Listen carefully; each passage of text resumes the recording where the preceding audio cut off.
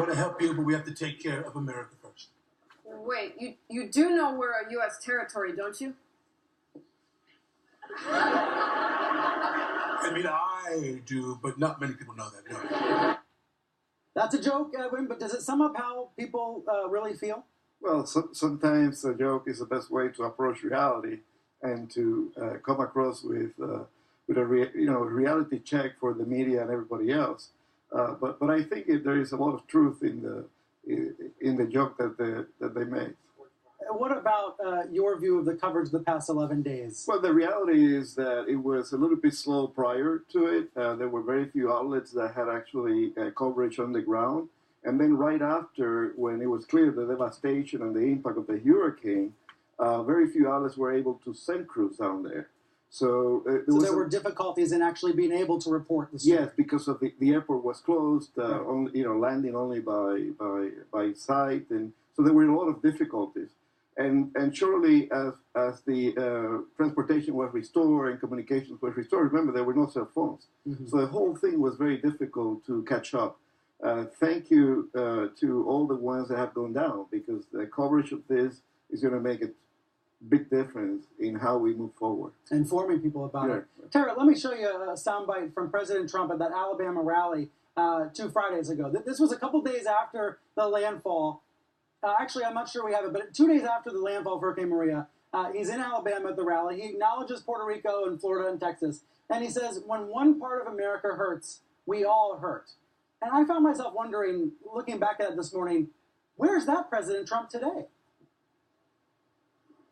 You know, his mood, his whims. For President Trump, he's a very personal president, and he hasn't shown that he's putting his political will behind Puerto Rico the same way he did with Florida and Houston, because frankly, it's not politically beneficial for him to really, get behind Puerto Rico. Instead, he spends the entire weekend creating a faux controversy around the NFL, and that topic ends up dominating the newspaper coverage, the television coverage, and in a way, he's basically diverting everyone's attention to a faux controversy when there's actually a real crisis on the ground. And when it became apparent that this was a real crisis, now he's starting to face, he's facing the real situation. And the accountability journalism is how that has come to light. And there's this optics issue. I kind of hate the word optics, but the president used it on Friday about Tom Price, saying he didn't like the optics of Tom Price flying on private jets. But now the president's back at his golf resort in New Jersey this weekend, and the optics of that, I think, deserves scrutiny.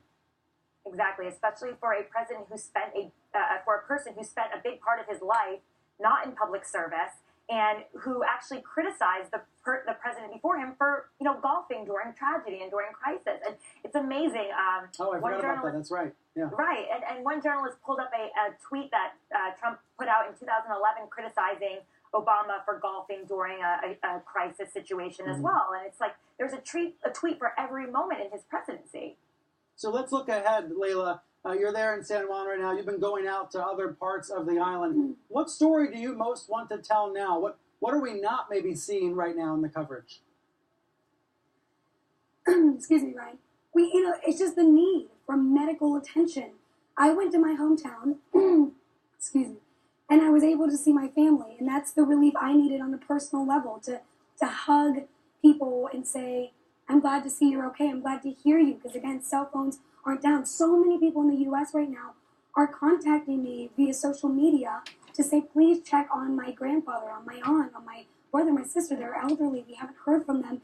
And that's because, again, cell phone towers are a problem. But in my hometown, Ryan, when I was there, I found out the hospital was down. There's no hospital.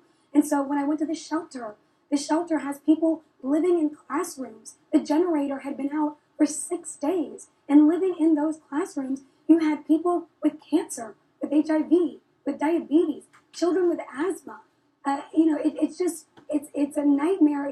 Nightmare just doesn't even seem to be enough. I haven't been able to find the words. So moving forward, how do we move forward on an island where the help may be arriving? The president may think we're doing a terrific job.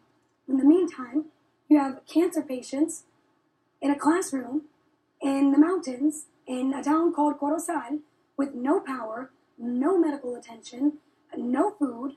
The refrigerator went out when the generator went out.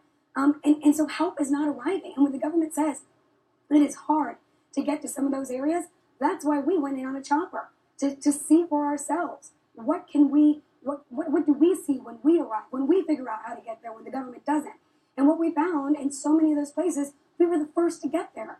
They haven't seen the help. They haven't seen or felt any of this help that is supposedly being done and is a terrific job. And this is why it's no time for fake news slurs from the President of the United States.